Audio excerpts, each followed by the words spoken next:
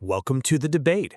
We are focusing today on magnesium, a powerhouse mineral involved in, well, hundreds of metabolic functions, from maintaining muscle and nerve integrity right through to synthesizing DNA.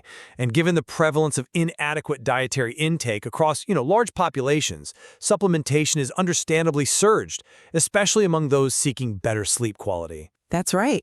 Magnesium is fundamentally important, and its calming effect on the central nervous system is pretty well documented. It essentially puts the brakes on overexcitement in the brain.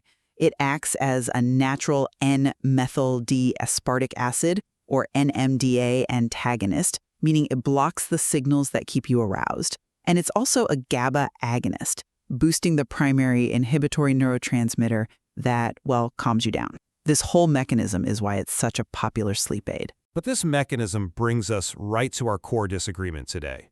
Does the, let's say, superior absorption and specialized brain delivery of these modern magnesium supplement forms, like bisglycinate and L-threonate, offer demonstrably better clinical outcomes for sleep?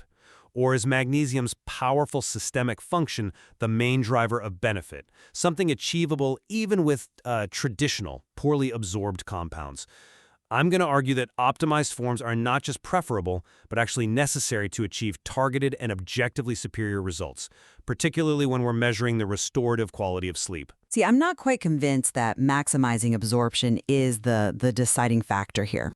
I maintain that magnesium's powerful systemic effects, particularly on the body's stress response system, are robust enough to yield significant clinically relevant sleep improvement, even without these super high absorption rates. This suggests to me that the current focus on high-cost, specialized bioavailability might be, maybe an over-engineered solution for what is primarily a widespread deficiency problem. Okay, well, my position is really rooted in, let's call it, pharmaceutical efficacy. The effectiveness of any mineral supplement hinges entirely on its bioavailability. That is, the percentage of the elemental mineral that actually reaches the bloodstream and tissues.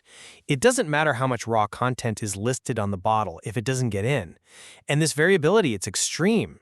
Though the consumer often looks at that elemental content first, right? And that's precisely why it's misleading. Consider magnesium oxide. Okay, it boasts an impressively high elemental content, maybe around 60% raw magnesium by weight. But because of its poor solubility, the body absorbs only a tiny fraction of that, typically somewhere between 4% and maybe 15%. So you're paying for a lot of mineral that essentially ends up passing straight through you. Well, yes. While the absorption rate is low, the sheer volume consumed is often high enough to compensate for general systemic needs, wouldn't you say? But that inefficiency is exactly the problem. Compare that to a chelated form like magnesium bisglycinate. Okay, its elemental content is much lower, often around 14%, but because of its structure, the mineral is bound to two glycine molecules. It kind of bypasses standard competition for absorption pathways and achieves vastly superior bioavailability. We're talking rates between 80% and 90%. So to maximize systemic repletion, the bisglycinate provides significantly greater usable magnesium, unit for unit. And furthermore, when we talk about sleep, we often need targeted delivery. Magnesium L-threonate, or MGT, is a prime example here. It is specifically engineered to deliver magnesium across the blood-brain barrier. Research using MGT showed objective measurable improvement in the most restorative stages of sleep, specifically a significant improvement in deep sleep and REM sleep scores compared to placebo. And this was measured by objective wearable data like the Oura Ring. That's a compelling point about targeted brain delivery. I'll grant you that. But I just don't buy that we need maximal absorption, like 80 or 90%, to achieve therapeutic results systemically. The power of magnesium's systemic action, it really shouldn't be understated. Even if the absorption rate is low, the fundamental mechanisms, antagonizing NMDA and agonizing GABA, these are triggered systemically once some magnesium gets in. The evidence, I think, confirms robust physiological effects independent of needing that super high absorption. Look at the study on elderly insomniacs. They used traditional, poorly absorbed magnesium oxide, 500 milligrams daily. And that trial showed clear, significant shifts in key hormonal markers related to stress and sleep, a significant decrease in the stress hormone serum cortisol and significant increases in serum melatonin and renin concentrations. This demonstrates that even what seems like minimal absorption is enough to push the core stress and sleep hormones in the right direction. The body appears highly sensitive to magnesium repletion, even small amounts. But let's look at the actual clinical impact of these highly bioavailable forms you seem to dismiss. And when we do, the clinical effect size is often, well, quite modest. That Magnesium Bisglycinate study you referenced? Yes, it showed a statistically significant reduction in the Insomnia Severity Index, the ISI score, versus placebo. And ISI is a common questionnaire measuring insomnia severity, sure. However, the overall effect size, measured by Cohen's d, was only 0.2. And what does that figure imply for, the layperson listening? Cohen's d is a standard measure of the magnitude of the difference between groups. A 0.2, that's generally considered a small effect. This suggests that the practical real-world difference achieved by this highly touted bisglycinate over placebo, while yes, statistically significant, wasn't exactly massive. Furthermore, many secondary subjective endpoints in that trial, things like general sleep quality, the SQS score, or daytime fatigue, they weren't significantly improved over placebo at all. So, it feels like we might be trading massive cost increases for fairly modest returns in some cases. So I want to focus on this tension between maximal absorption and what I'm calling the systemic threshold. If, say, 4% to 15% absorption from magnesium oxide is actually enough to trigger major endocrine shifts, modulating cortisol, significantly increasing melatonin and renin, leading to improved subjective sleep measures, then is 80% absorption simply an extravagant, maybe over-engineered solution? If the primary goal is CNS regulation via hormonal balance, the traditional forms appear perfectly capable of crossing that therapeutic threshold. Okay, I see why you might think that, focusing purely on the mechanism. But let me give you a different perspective, one centered on patient compliance and safety, which are frankly critical in clinical practice. High absorption isn't just about efficiency. It's very much about mitigating the substantial negative consequences associated with poor absorption. When you rely on large doses of poorly absorbed compounds, the unabsorbed mineral just sitting there in the colon acts as an osmotic agent, drawing water in. This is what causes the common and, let's be honest, highly disruptive side effects like osmotic diarrhea and abdominal cramping. Forms like magnesium oxide, or even the highly soluble magnesium citrate, are notorious for these uncomfortable GI issues. I will grant you that point on tolerability, yes. Magnesium citrate is often used specifically as a laxative, that's true. But isn't that more a function of inappropriate dosing rather than a fundamental failure of the mineral itself to participate in systemic mechanisms once it is absorbed? Well, I think it's both. Poor absorption necessitates higher dosing to achieve the systemic threshold that you desire, and this in turn increases the concentration of unabsorbed mineral in the gut, making adverse GI events almost inevitable for many people. And these events can actively worsen chronic insomnia and sleep disruption. It's counterproductive. High bioavailability, on the other hand, ensures consistent dosage delivery for chronic use, while virtually eliminating those GI risks. For reliable, long-term clinical practice, I believe chelated forms are crucial for compliance and patient well-being. Now let's shift our focus maybe from general subjective relief to the objective quality of the sleep cycle itself.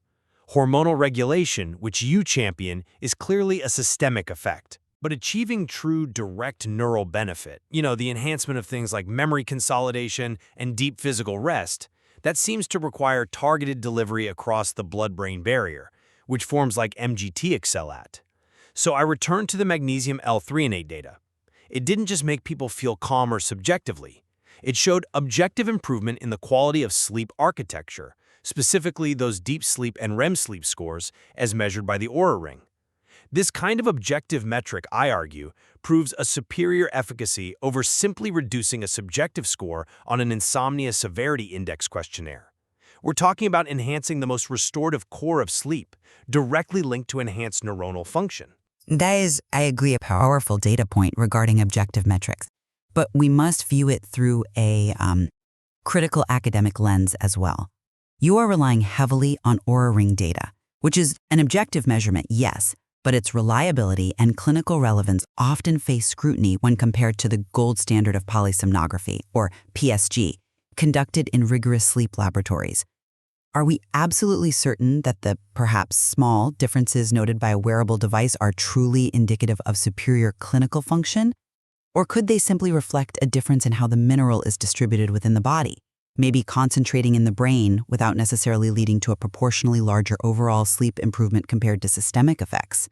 Furthermore, let's not forget the bisglycinate trial you mentioned earlier. It showed that major improvements in some sleep quality metrics, like the SQS score, often plateaued. And there was a suggestion of potentially strong placebo effects, where both the active and placebo groups showed massive improvements, particularly in the first week.